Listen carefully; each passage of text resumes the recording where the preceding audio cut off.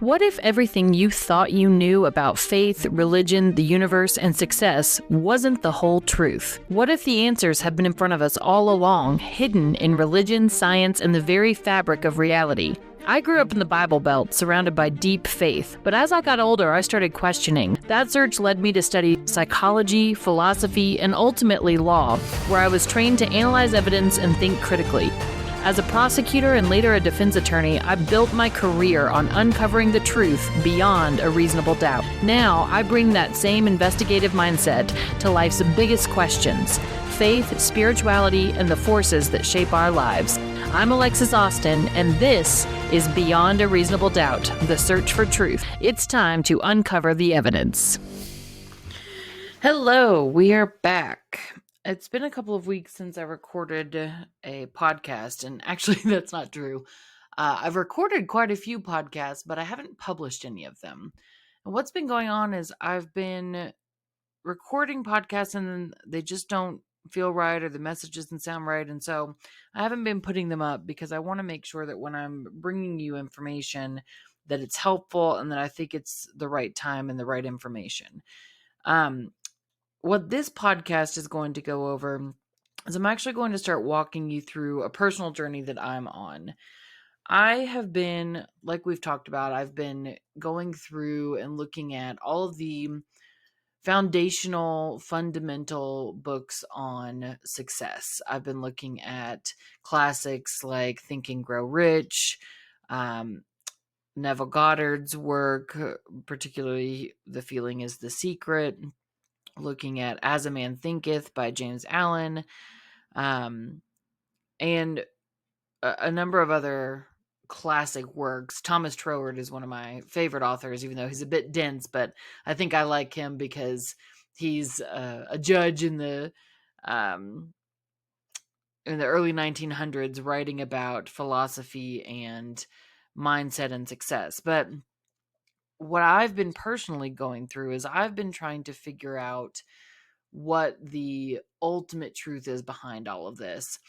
And what I've been noticing and what I've been reading is there is a lot of talk about how an entrepreneur or how anyone seeking success needs to jump out and go after the thing that they want, seemingly without a safety net. And I say seemingly because that's kind of been the crux that I've been working through for the past couple of years.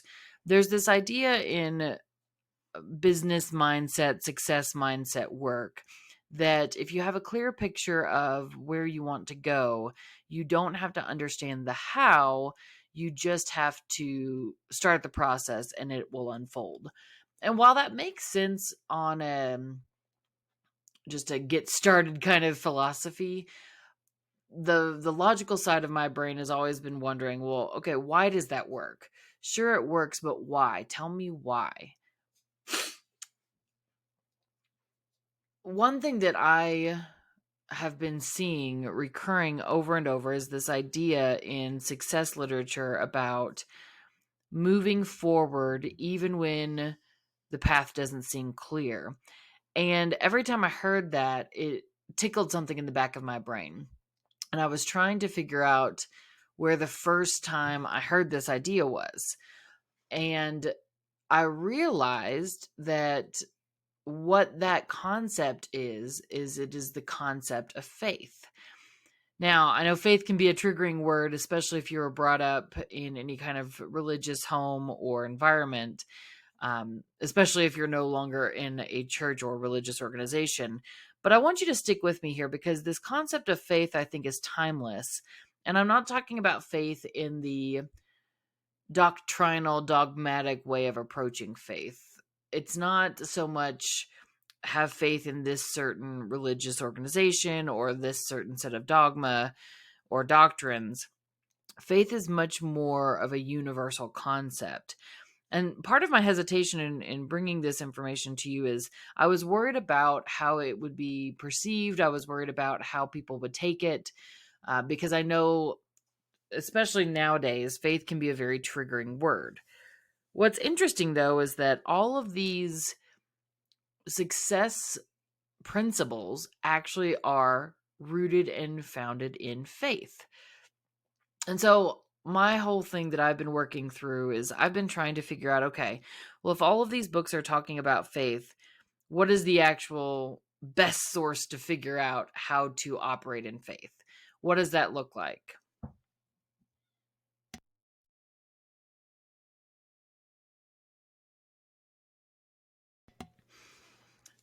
And of course, I was trying to come at it for many years. I was trying to come at this idea of faith from a purely logical perspective. Um, I talk about in my intro to the podcast that I was brought up deeply religious, and what I don't mention is that I hardcore ran away from that. Um, for a long time, I called myself an agnostic. I could never quite bring myself to say atheist. I've always believed that there's some uniting universal principle, and we've talked about this on previous podcasts. But in my personal journey with faith, I've never been able to say there is no God. That doesn't ring true for me. It doesn't seem to be the case in everything that I study.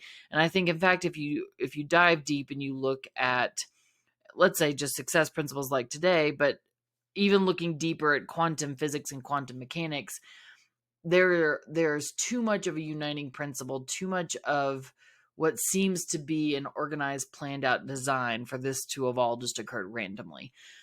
So, from my perspective, I could never quite say that I was an atheist, but I was very strongly agnostic. And I would tell people, I believe in the universe. I believe in universal consciousness. I believe in this uniting principle. But what I really struggled with was I couldn't understand how all of the major religions of the world were constantly fighting and at each other when they all claimed to worship God. And I couldn't understand how, let's say, Christians versus Muslims, I couldn't understand how literally the same God, because they all stem from the Abrahamic faith. I couldn't understand how people who claimed to follow the same God, the God of Abraham, would be killing each other and fighting over faith. It just didn't make any sense to me. And I took it for a long time as, well, this can't be the truth. This can't be, God can't be real, because a God that truly loved everyone and created the world that we live in wouldn't allow people to literally murder each other for their religion, which purported to worship God, but the same God was the one that they were both worshiping. It didn't make any sense in my mind. What I have come to realize in the past couple of years on my own personal faith journey is that, yes, God did create the universe. Yes, God is the divine inspiration and the creator of all things and organizational structures in the universe. But if you read anything in the Bible, the Quran, any other information, you see information about God that is different than what doctrinal messages and what dogma has taught us. In other words, the God that is showing up in, let's say, Abraham's time, and even going back to the Garden of Eden, this is a very different God than religion has shown us. Now, some people will say, well, if you look back at the Old Testament, God is a crazy dictator who is fickle and has these wild, crazy emotions and gets really angry at the drop of a hat.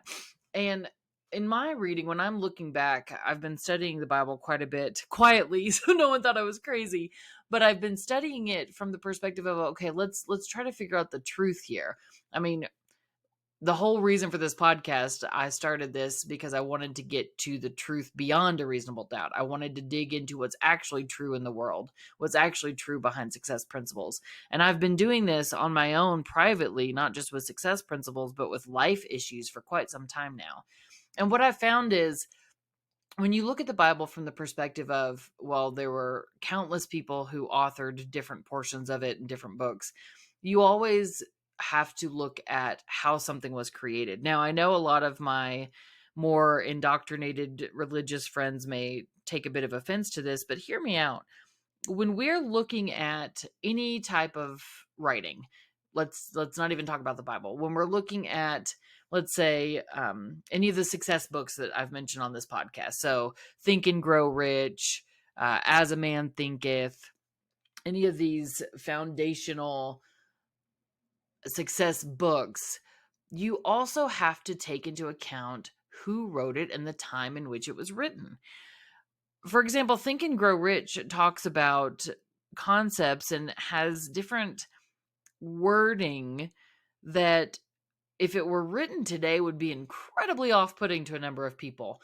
There are some terms that are used, like in Think and Grow Rich, there's a specific story about, it sounds like a slave owner. Like it's wild that the story is still in the book, but the way that the book has still been passed on and used for success principles is because people understand that the time in which it was written was different, and the person writing the book was from a different time, and so they can say, okay, well, this obviously is not how we think now. We would never write in these terms, but we can understand the principles behind what was written and take the success principles from it and not take every single part of what it's saying as the way that the world works now. Because I if I'm remembering it correctly, and I am going off of memory here, so I apologize, but there was a story about, it's about persistence and about getting what you want. And the author talks about, I can't remember if he calls her a slave girl or something else, but there is another word that he uses that is much more derogatory.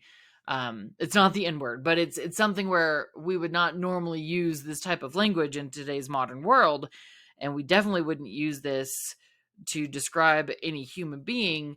But he uses this term that makes her sound less than. And obviously, we know no human is less than another, but the way that he was writing it definitely comes across that way.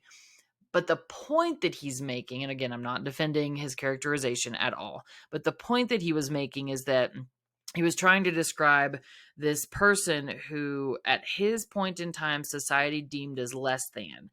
And she was also a young girl. So there is a component of her being a child versus a child standing up to an adult. And that's a timeless principle that we can all understand and get understanding from the concept of a child standing up to an authority adult figure. But the way in which he phrased it, you have to read it and realize, okay, this was written at a different time. This was written, I think it was very early 1900s. And again, it's not justifying the wording or the language that he used, but we can read it and understand this came from a different time. I say all that to say this. When we're looking at secular books, we can enter into this analysis with no problem. We can say, okay, we understand that some of the language used here is a little old-fashioned or completely outdated, or in some cases wholly inappropriate now, but we can understand that for the time in which it was written, that was commonplace, or that was something that people normally said.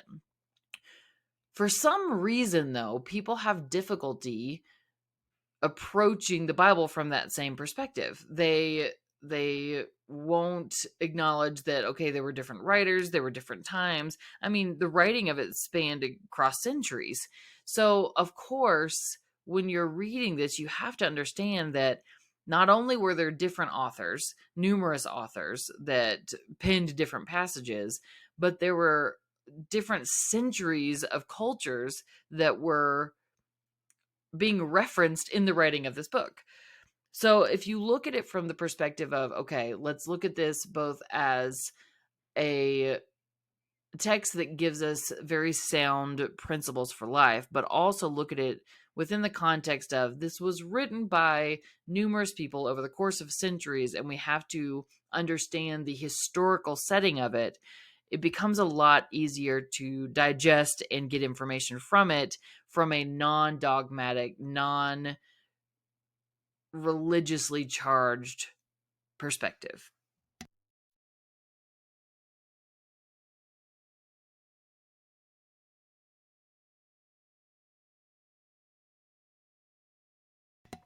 So I say all that to say this.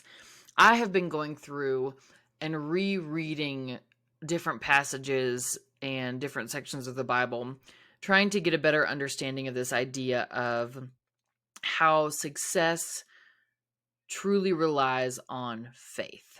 And so I started digging in to sections that deal specifically with faith because, like I said, in a lot of these success principle books that I was reading, this concept of faith kept coming up. And sometimes it's called faith, sometimes it's not. Sometimes it's cloaked in, well, just put your intention out into the universe and then move forward on the next step. But that is essentially describing faith. There's a verse in the Bible that says that faith is the substance of things hoped for, the evidence of things not seen. That's exactly describing the process that a lot of these success books allude to, because the idea is we approach a goal, let's say a business goal or a personal goal, and we say, okay, this is what I'm wanting. I don't yet see it in my reality, but I'm going to pursue this goal with the understanding that it will materialize in my reality because I'm going after it. Now, a lot of these new age thinkers or metaphysics or metaphysicians, as they call themselves, say that you are setting out a vibration into the universe and that your vibrational energy will align with the vibration of that thing you're wanting and it will draw it to you. That's how they explain it. But that's just vibrational language or fancy words to try to explain how faith works and how faith moves things into existence. But what I was trying to figure out is what are the first stories we have, the first lessons we have about faith, and trying to get to that, what we would normally say in the legal world, the direct evidence. Now, of course, this is written again by men throughout centuries and written in a way that can be a little bit difficult to parse through. But in legal terms, when we are looking at the best evidence to present in a case, we are trying to find what's called direct evidence. And direct evidence means this is something that is not circumstantial evidence. So one of the best ways that as a lawyer I would, in trials to juries, I would explain the difference between direct and circumstantial evidence is sometimes it's easier to understand direct evidence when you understand what circumstantial evidence is and realize that direct evidence is not that. So circumstantial evidence is you have something that occurs that leads you to believe that something else occurred, but you actually didn't see the original thing occur. So you don't have the direct evidence. One of the classic examples that we give in our voir dire, our talk to the jury, is we will say, okay, especially since I'm from Colorado, or living in Colorado, I would say to the jury, you go to sleep at night, you look out your window, you can see your grass, you can see everything is clean and looking great, and you wake up in the morning and you look out the window and everything is white and you can't see your grass anymore. There's just white everywhere. That you can say, well, it snowed last night. You didn't actually see it snow. You just see the effects of a snowstorm, but you can properly surmise that based on the fact that there is snow all over the ground covering your yard, that it snowed. And so that is circumstantial evidence that it snowed last night. So you could come into trial and you could testify, I went to bed last night and it snowed. And you could say that with some assurity because the circumstantial evidence backs up the fact that it snowed. Now, it is possible, and I say it like that, I mean, it's possible some maniac came around your entire neighborhood and had a snow machine and just used the snow machine like they do on the ski slopes and, made it snow everywhere so that wherever you looked, it looked like there was snow, but it didn't actually snow and that it was man-made created snow. But it's not reasonable to assume that. The circumstantial evidence shows that it actually snowed.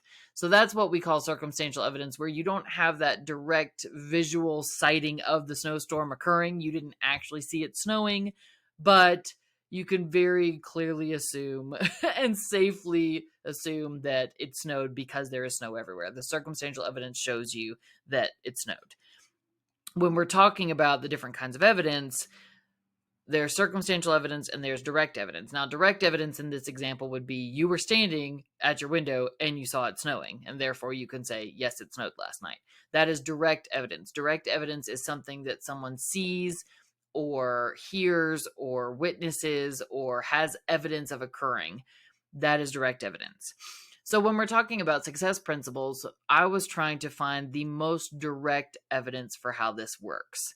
Now, in the law, we can use original writings as direct evidence. So you can go and you can say, well, this person wrote in their journal on May 16th at 8 a.m. that they had these thoughts and then later did this thing.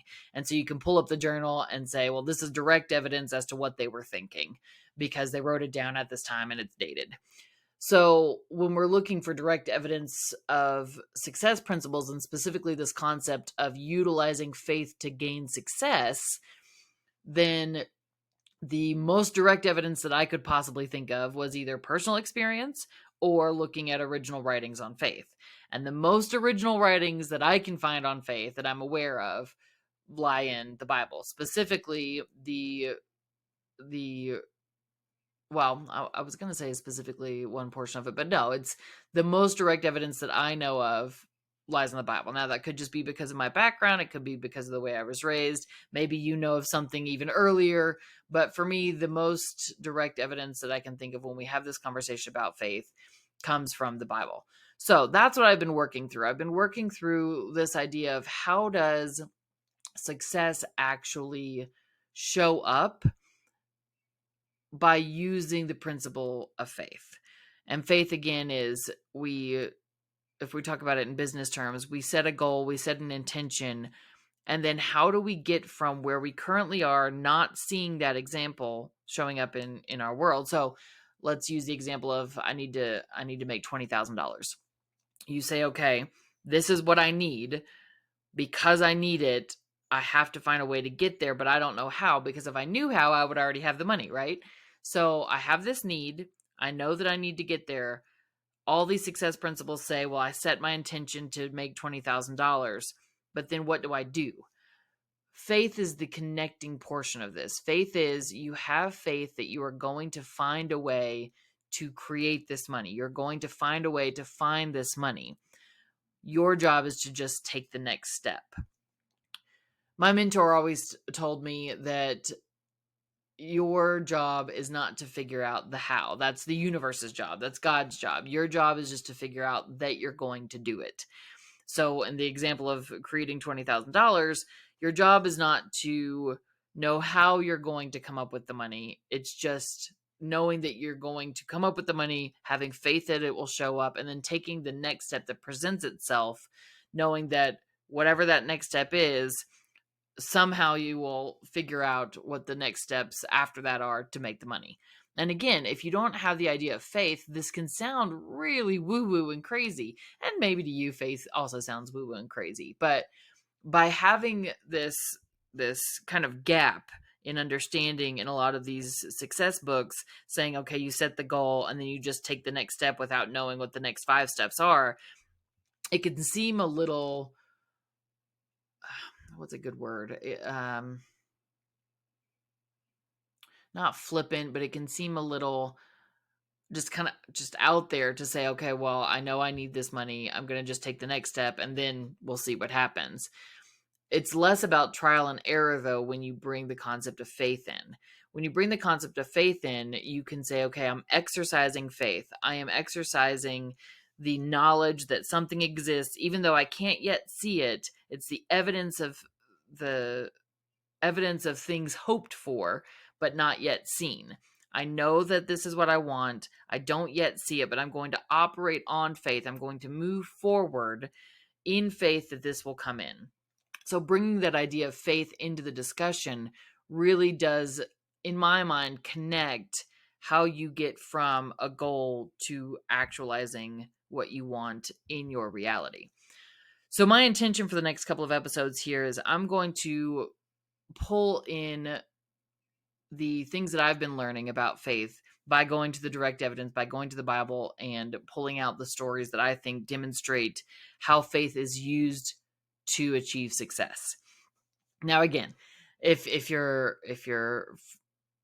background was religious, or if you've gone away from the church, I promise this will not be triggering. This is not me trying to push one certain faith or dogma. I say faith, not trying to push one version of religion on you. This is just looking at the idea of acting in faith as described in the Bible.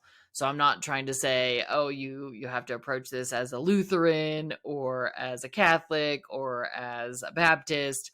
I don't even think you have to approach it as a Christian, frankly, to go through and read the Bible and see these acts of faith, because you can still look at the Bible as a historical document or as a fantastic book that was written on these universal principles and still gain the information from the Bible without having to pigeonhole yourself into one particular faith. Now, I do have my own personal beliefs. I'm always happy to share those with you if you'd like. But the point of this discussion is not to force you into one specific religion or sect of Christianity. It's to look at what I believe is the most direct evidence that we have of how faith works and how you can use faith to achieve success in life, and hopefully help you connect the dots between this is my goal, here I am, how do I move from there. So that's what we're going to be doing over the next couple of episodes. I'd love to hear your thoughts. If you all want to reach out to me, you can always email me. My email address is alexis@360strategicsuccess.com. You can also comment on here and let me know your thoughts. But we're going to dive into this conversation over the next couple of episodes, and I hope that you find it as illuminating as I have. And hopefully this will help you uncover the actual truth beyond a reasonable doubt in the principles of faith and success. I'll catch you next time. Thanks for listening to Beyond a Reasonable Doubt. If you liked what you heard and you want to learn more, please check us out at www.360strategicsuccess.com. Or you can follow me on social media. My handle is Alexis Austin Lytle. That's Litle. Remember to subscribe as well so you can catch us on the next episode where we continue to uncover the truth.